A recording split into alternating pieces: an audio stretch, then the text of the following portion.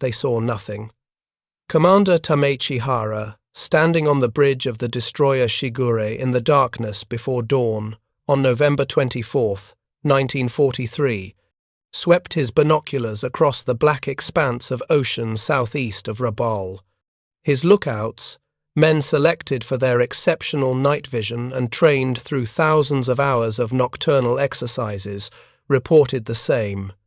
Empty sea, empty sky. The phosphorescence of the wake glowed faintly behind them, but ahead, nothing but darkness. Then the radio crackled.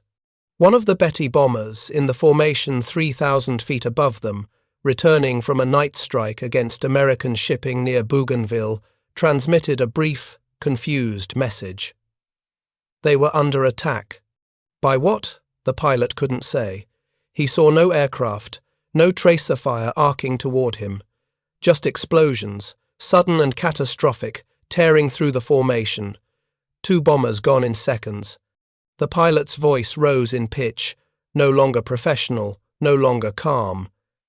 He was trying to evade something he couldn't see. Then his transmission stopped. Hara ordered his lookouts to scan the sky. Surely if American fighters were up there, someone would spot them. Engine, exhaust glowing red, silhouettes against the stars. Something. But there was nothing. Just the darkness, and somewhere in that darkness, his bombers were dying. The formation of 9 aircraft that had left Rabaul returned as 4. 5 Mitsubishi G-4M bombers, each carrying 7 men, simply vanished into the night. No one saw what killed them. If you're enjoying this deep dive into the story, hit the subscribe button and let us know in the comments from where in the world you are watching from today. This was impossible. The Imperial Japanese Navy had owned the night in the Pacific since the war began. At Savo Island in August 1942, Japanese cruisers had devastated an Allied force in a night surface action, sinking 4 heavy cruisers in minutes. Japanese destroyer crews could reload torpedoes in darkness, launch coordinated attacks, and withdraw before the enemy even knew they were under fire. Japanese pilots trained for night operations from their earliest days in flight school, practicing takeoffs and landings in total darkness, learning to navigate by stars and instinct, mastering the art of fighting when others were blind. The darkness was their ally. The darkness was their advantage. Or so they believed. What Commander Hara and every Japanese naval officer who received reports that morning didn't know, couldn't know, was that the Americans had made darkness irrelevant. Somewhere in the black sky above the Solomon Islands, a young American pilot sat in the cockpit of a Grumman F-6F Hellcat, watching a small green screen no bigger than a dinner plate. On that screen, glowing faintly, were small blips of light. Each blip represented a Japanese aircraft, its position, altitude, and distance rendered visible by a technology the Japanese Navy didn't possess and didn't fully understand. The American pilot couldn't see the enemy with his eyes. He didn't need to. His radar could detect aircraft at 5 miles in pitch-black conditions.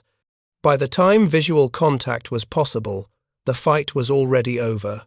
The Japanese Navy's confidence in night operations wasn't arrogance. It was the product of deliberate, systematic preparation that began long before the first bombs fell on Pearl Harbor. In the 1930s, as Japan's naval planners contemplated potential war with the United States, they recognized a fundamental problem. America's industrial capacity meant that in any prolonged conflict, Japan would be outnumbered. American shipyards could produce more vessels. American factories could build more aircraft. The solution, Japanese strategists decided, was qualitative superiority. If Japanese forces couldn't match American numbers, they would exceed American skill. Night operations became central to this doctrine. The reasoning was sound. Darkness neutralized many advantages of superior numbers. A smaller force, properly trained, could achieve devastating results against a larger enemy that couldn't see. Surface ships could close to torpedo range undetected. Aircraft could strike and withdraw before defenses responded. Submarines could operate with impunity. But mastering night combat required more than tactics.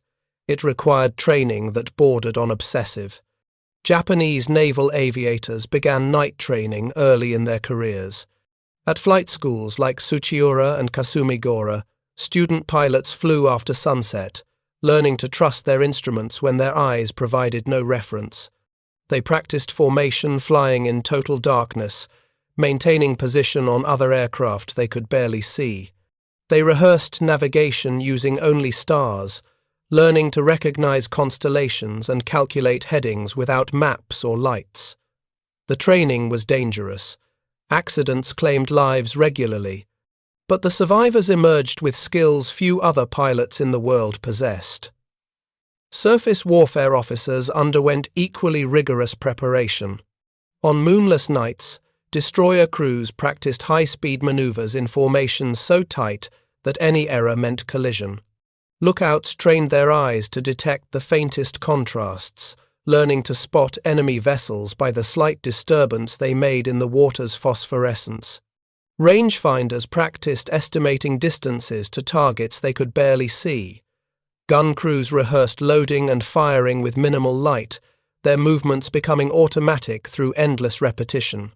The Long Lance torpedo, Japan's Type 93, was designed explicitly for night combat.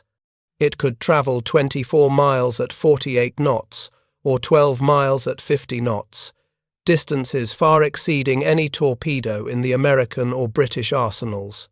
Japanese destroyers could launch these weapons from beyond visual range, strike their targets, and withdraw before the enemy even knew they were under attack. The doctrine worked. In the early months of the war, Japanese night operations achieved stunning results that validated years of training. The Battle of Savo Island on August 9, 1942, demonstrated Japanese night fighting capabilities with brutal clarity. Vice Admiral Gunichi Mikawa commanded a force of 7 cruisers and 1 destroyer approaching Guadalcanal under cover of darkness. His mission was to attack American transports unloading supplies for the Marine Invasion Force. American and Australian forces had positioned screening ships to protect the transports. 8 cruisers, 15 destroyers. On paper, the Allies had numerical superiority. But Mikawa's force had trained for exactly this scenario.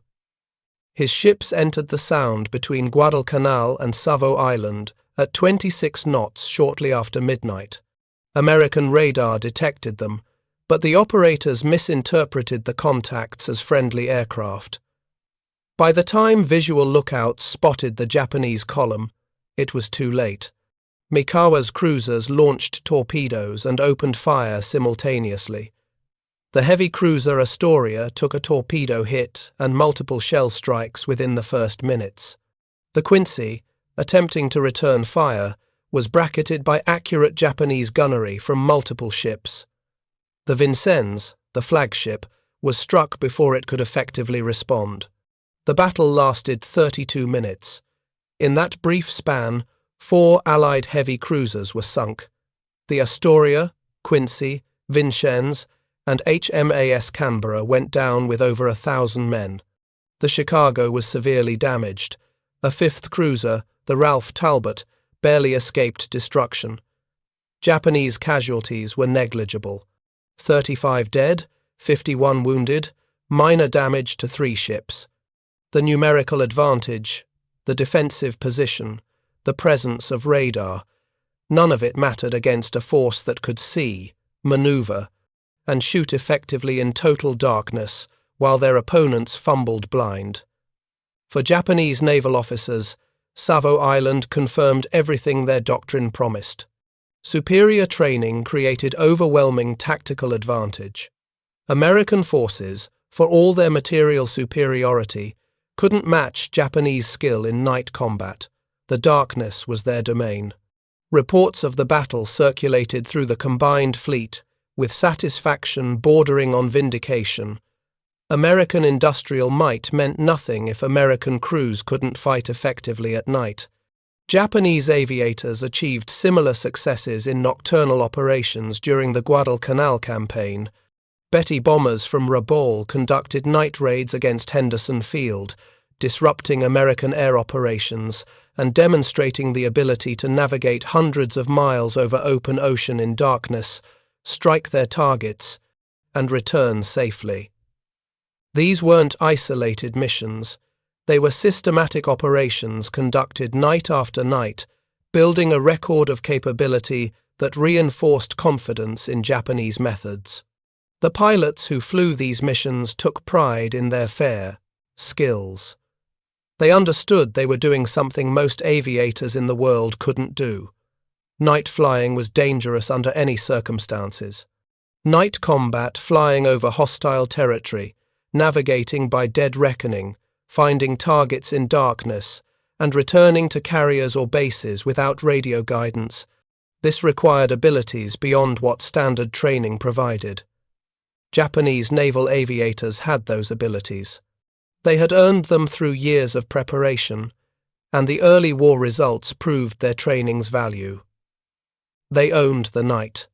Every successful mission, every ship sunk, every raid completed reinforced that belief. The darkness was their ally, and no enemy could take that advantage away from them. The technology that would make darkness obsolete began development not in response to Japanese night fighting prowess, but as part of a broader American and British effort to detect aircraft before they reached their targets. The British had pioneered ground-based radar systems before the war, the chain home network that helped win the Battle of Britain. But putting radar in an aircraft presented entirely different challenges. The equipment had to be compact enough to fit in a fighter's fuselage, light enough not to compromise performance, reliable enough to function in combat conditions, and simple enough for pilots to operate while flying and fighting. The Massachusetts Institute of Technology's Radiation Laboratory, established in October 1940, became the center of American airborne radar development. Working with British designs and American manufacturing capacity, researchers developed the SCR-540 airborne intercept radar in 1942. The system weighed approximately 250 pounds, operated on a wavelength of 1.5 meters, and could detect aircraft-sized targets at ranges approaching 5 miles under ideal conditions. The effective range varied with altitude, atmospheric conditions, and the target's size. But even in poor conditions, the radar could detect bombers at 3 to 4 miles, distances far exceeding visual range at night. The radar consisted of 3 main components. The transmitter-receiver unit, mounted in the aircraft's nose or wing, sent out radio pulses and detected the echoes bouncing back from objects in the sky. The display unit, a cathode ray tube mounted on the instrument panel, showed these echoes as bright spots on a circular screen. The operator, usually the pilot in single-seat fighters, could determine the target's range and bearing by reading the scope. Direction was indicated by the position of the blip on the screen. Range was calculated from the time delay between transmission and echo. Training pilots to use this equipment required new schools and new instructors. The Navy established specialized night fighter training programs at Naval Air Station Quonset Point in Rhode Island and at Vero Beach in Florida.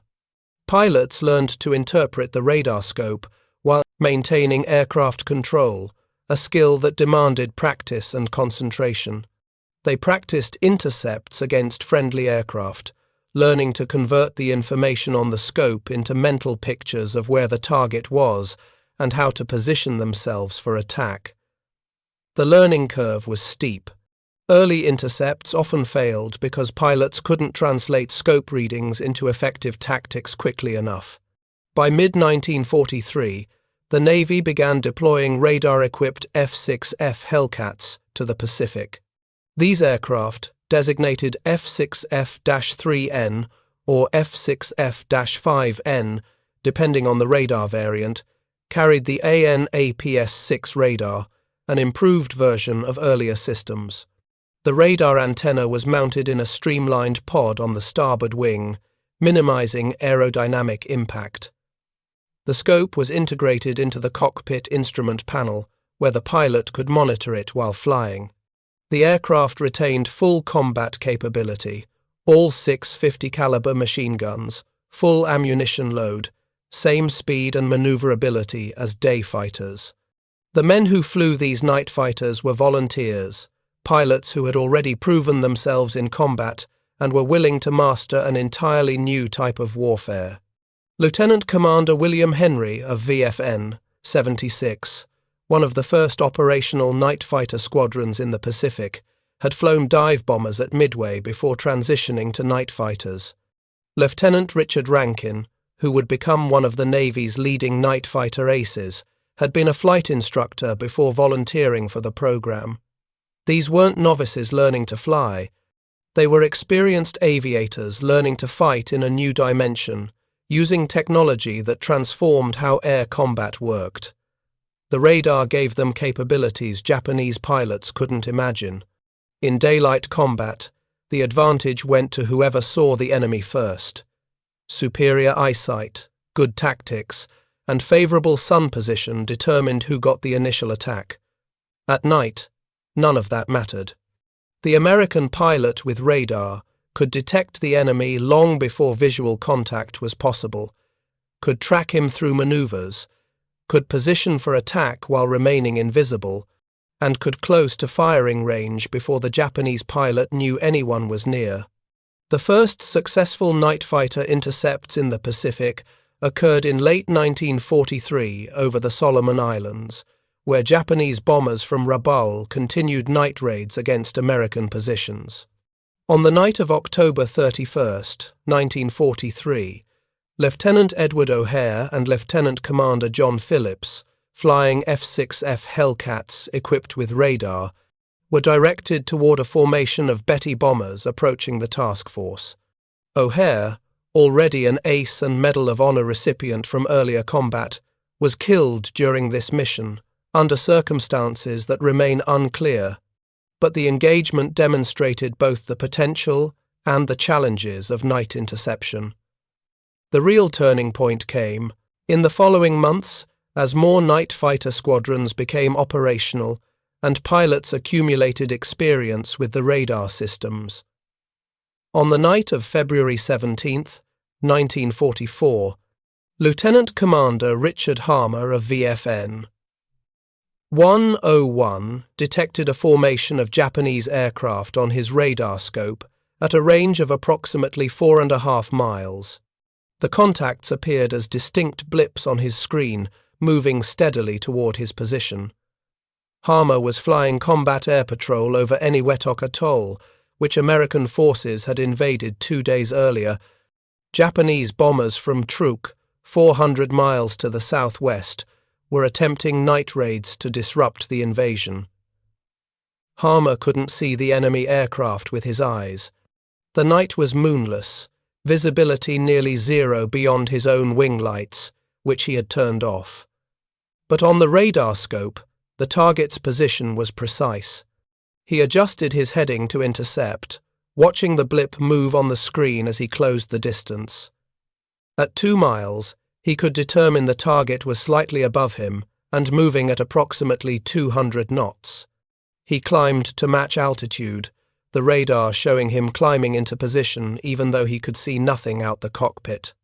At 1 mile, Harmer reduced speed and continued closing, the blip growing slightly larger on his scope as the range decreased. At 1/2 mile, he finally saw it. A dark shape against the slightly less dark sky, the silhouette of a Betty bomber in level flight, completely unaware of the fighter closing from behind. The Japanese crew had no radar warning receiver, no way to know they were being tracked. Their lookouts scanned the darkness but saw nothing. Harmer closed to 300 yards, close enough to identify his target positively, and opened fire. 6 50-caliber machine guns, each firing at 850 rounds per minute, sent a stream of tracers into the bomber's fuselage and wing root. The Betty, its fuel tanks unprotected by self-sealing material, exploded. The fireball illuminated the night for seconds, revealing two more bombers in the formation. Hama's wingman, Lieutenant Philip Torrey, had followed him through the intercept and now closed on the second bomber. His radar had tracked the same formation, and with the first bomber burning, he could see his target clearly. He fired from 400 yards, his tracers walking into the bomber's engines and wing. The second Betty began burning and fell away into darkness, leaving a trail of flame until it hit the ocean. The third bomber broke formation, diving away in a desperate attempt to escape. The pilot pushed his aircraft into a steep descent, probably hoping to lose his attackers in the darkness below. But Torrey's radar still showed the contact, still tracked its position. He followed the dive, watching his scope, and pulled out at the same altitude as the fleeing bomber. Another burst of gunfire, another explosion, another burning aircraft falling into the sea. 3 bombers destroyed in less than 5 minutes. The remaining Japanese aircraft in the formation scattered, some jettisoning their bombs and fleeing back toward Truk, others attempting to continue their attack runs, but now aware they were being hunted by something they couldn't see. If you find this story engaging, please take a moment to subscribe and enable notifications. It helps us continue producing in-depth content like this. Japanese crews who survived these encounters returned to their bases with reports that seemed impossible. They described being attacked by fighters they never saw, gunfire appearing from empty darkness, bombers exploding without warning. Some thought the Americans had developed silent aircraft. Others speculated about new weapons or tactics. Few understood they were facing technology that rendered their years of night training obsolete. The disparity wasn't subtle, it was absolute. Consider the mathematics of visual detection versus radar detection at night. A trained Japanese lookout, with exceptional night vision and years of experience, might spot another aircraft at 1 mile under ideal conditions with good starlight and no haze. More typically, detection ranges were measured in hundreds of yards, not miles. Japanese pilots reported that in most night combat situations, they couldn't see enemy aircraft until they were close enough that evasion was nearly impossible. American radar could detect bomber-sized targets at 4 to 5 miles consistently. Fighter-sized targets at 3 to 4 miles. Even under poor atmospheric conditions, detection ranges exceeded 2 miles. The American pilot knew where the enemy was long before any visual contact could occur. He could track the enemy's heading and altitude, could position himself for attack, could close to firing range from any angle he chose. The Japanese pilot had no warning until tracers started hitting his aircraft. The operational implications were devastating. Japanese night operations, which had relied on darkness providing concealment, became suicide missions. Bomber formations approaching American task forces were detected on ship-based radar, while still dozens of miles away. Night fighters were vectored to intercept by radio direction from fighter controllers on ships or at shore stations. The fighters found their targets using airborne radar, closed to firing range, and destroyed the bombers before the Japanese crews knew they were under attack. Loss rates among Japanese night raiders climbed catastrophically. At Rabaul, Japanese naval air units watched their night bomber groups depart on missions and fail to return. Initially, commanders attributed losses to anti-aircraft fire or to exceptionally alert American fighter patrols. But as losses mounted and survivors reported being attacked by invisible enemies, the truth became harder to deny. The Americans had developed some way to detect aircraft at night. Exactly how remained unclear. Some Japanese intelligence officers speculated about infrared detection systems. Others thought the Americans might be using searchlights that were somehow invisible. The concept of radar was known to Japanese scientists and military researchers, but the idea that it could be miniaturized enough to fit in a single-seat fighter and be effective enough to guide intercepts seemed improbable. Japanese attempts to develop equivalent technology were hindered by multiple factors. Resource constraints meant research funds went primarily to offensive weapons rather than defensive systems. The scientific and industrial infrastructure necessary for advanced electronics development was limited compared to American capabilities. Manufacturing precision and quality control for components like cathode ray tubes and radio frequency transmitters lagged behind American standards. Even had Japanese engineers developed functional airborne radar, producing it in quantities sufficient to equip squadrons would have been difficult. By early 1944, Japanese night operations in the Central Pacific had become nearly impossible. The loss rates were unsustainable. Bomber units that had once conducted regular night raids now avoided missions when they knew American night fighters were active. The psychological impact on crews was severe.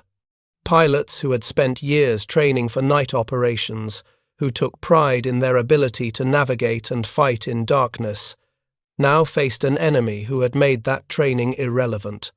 The darkness that had been their ally was now their enemy's weapon. By mid-1944, the Japanese Navy had effectively conceded control of the night sky to American forces. The transformation was complete and irreversible. Night operations that had once been a source of tactical advantage became desperate, costly missions with minimal chance of success. The statistical record tells the story with brutal clarity. In the first year of the Pacific War, Japanese night bomber operations achieved significant results with acceptable losses, typically under 10% per mission. By the second half of 1944, loss rates for night missions against American forces with active radar-equipped night fighter coverage exceeded 50%. Some missions lost 70 or 80% of their aircraft. The human cost was staggering. Experienced bomber crews, men who had survived years of combat, were lost in missions that accomplished nothing. A Mitsubishi G-4M Betty bomber carried 7 men: pilot, co-pilot, navigator, bombardier, radio operator, and 2 gunners. Each aircraft lost meant 7 trained aircrew dead or captured. Japan's training pipeline couldn't replace these losses. The Navy had invested years in developing skilled aviators, and they were dying in aircraft that had no defense against an enemy they couldn't see. Commander Tadashi Nakajima, who survived the war and later wrote about his experiences as a bomber squadron leader at Rabaul, described the psychological impact on his crews. Before each night mission in early 1944, he could see the fear in his men's faces. They knew what awaited them. They knew that American night fighters were out there, hunting with radar, able to detect and destroy them long before visual contact. They knew their lookouts, no matter how well trained, couldn't spot the threat until it was too late. They climbed into their aircraft anyway because their duty demanded it, but the confidence that had characterized earlier operations was gone. They were flying to their deaths, and they knew it. Japanese tactical adjustments proved inadequate. Some units tried flying at extremely low altitude to avoid radar detection, but this made navigation difficult and increased vulnerability to anti-aircraft fire from ships. Others attempted to fly in bad weather when they hoped radar would be less effective, but this led to navigation errors, aircraft losses to weather, and missions that failed to find their targets. Some units stopped using night operations entirely, conserving their remaining aircraft for daylight missions where at least they could see their enemies. This concession effectively surrendered the night entirely to American forces. The Imperial Japanese Navy did attempt to develop its own airborne radar programs, but these efforts came too late and produced inferior results. Japanese researchers developed the H-6 radar system in late 1943, an airborne intercept radar conceptually similar to American systems. But the technology was unreliable, the display was difficult to interpret, and production quality was inconsistent. Only a handful of aircraft were ever equipped with operational radar, and these saw limited use. The few Japanese night fighters equipped with radar achieved no significant successes. The technological gap was simply too wide. Meanwhile, American night fighter operations expanded across the Pacific. By late 1944, radar-equipped fighters operated from carriers and from land bases on every major island chain American forces controlled. The F-6F Hellcat night fighter remained the primary type, but other aircraft were adapted for the role. Marine Corps F-4U Corsair night fighters operated from shore bases. Army Air Force P-61 Black Widows, purpose-built night fighters with more sophisticated radar systems, began arriving in theater. The coverage became comprehensive. Japanese aircraft attempting night operations anywhere in the central or southern Pacific faced interception by radar-equipped fighters. The loss of night operations capability had consequences far beyond individual battles. It represented a strategic defeat that affected every aspect of Japanese naval operations in the Pacific. Consider the implications for logistics. Japanese forces on isolated island garrisons depended on resupply by ship and aircraft. Daylight supply runs faced devastating.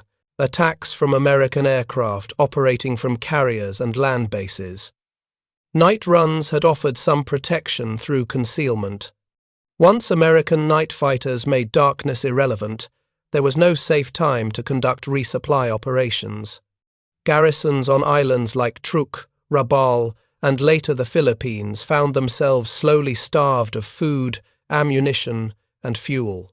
The Japanese Navy's ability to conduct offensive operations collapsed in parallel with the loss of night capability. Carrier-based airstrikes, submarine operations, and surface force raids all depended partly on the ability to maneuver and attack under cover of darkness. American radar systems, both shipborne and airborne, made these operations suicidally dangerous. Japanese submarines that surfaced at night to recharge batteries were detected and attacked. Surface forces attempting night approaches to American positions were tracked and engaged before they could close to effective range. Carrier forces that might have launched night strikes found that their aircraft would be intercepted long before reaching their targets. The psychological impact extended beyond operational units to naval leadership and strategic planning. Admiral Isoroku Yamamoto had designed Japan's naval strategy around the assumption of qualitative superiority, compensating for quantitative inferiority. Superior training, superior tactics, and superior fighting spirit would overcome American material advantages. The reality of radar-equipped night fighters destroying Japanese bombers from distances where the Japanese crews never saw their attackers demolished this assumption. If American technology could negate years of Japanese training so completely in night operations, what did that imply about other areas where Japan claimed superiority? Post-war interrogations of Japanese naval officers revealed the extent of their disillusionment.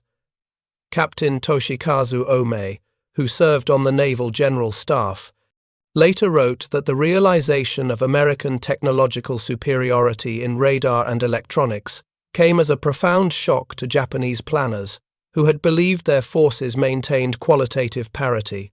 The night fighter intercepts demonstrated that American industrial and scientific capacity could produce weapons systems that simply had no Japanese equivalent. This wasn't a matter of numbers or resources.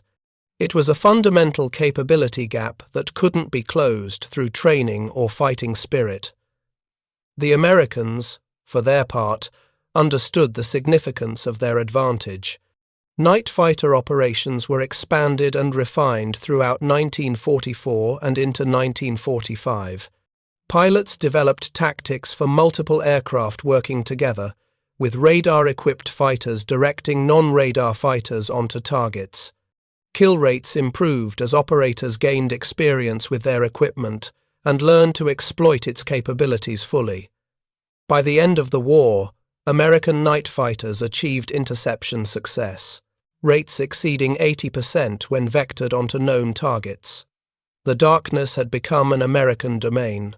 Japanese aviation units continued flying missions through the end of the war, but night operations became increasingly rare and increasingly futile. The desperation of Japan's strategic position by 1945 led to kamikaze attacks, where pilots deliberately crashed their aircraft into American ships. Even these attacks relied primarily on daylight operations because navigating to targets at night was difficult, and American night fighters made the approach suicidal. The technology that had once seemed exotic, radar that could see through darkness and detect aircraft at impossible ranges, had become standard equipment that fundamentally altered how the war was fought.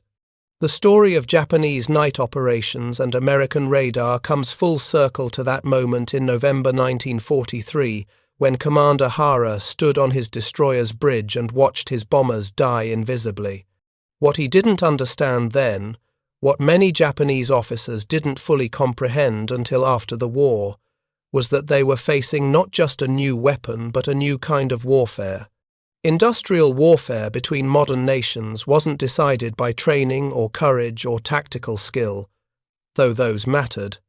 It was decided by scientific capacity, industrial production, and technological innovation on scales that Japan simply couldn't match. The irony cuts deep.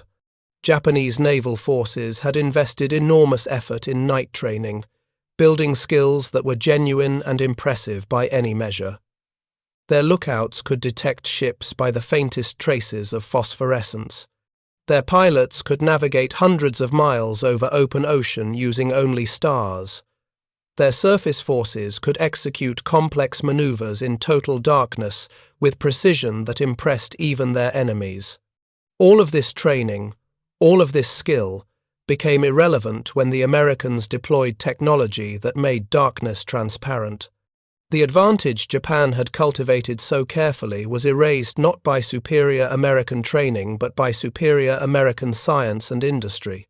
For the Japanese aircrews who flew night missions in the latter part of the war, the experience was one of flying into darkness, knowing that death might come from any direction without warning. They couldn't prepare for it. They couldn't defend against it. Their training and experience offered no protection. Some crews survived through sheer luck, flying missions where they happened not to encounter night fighters.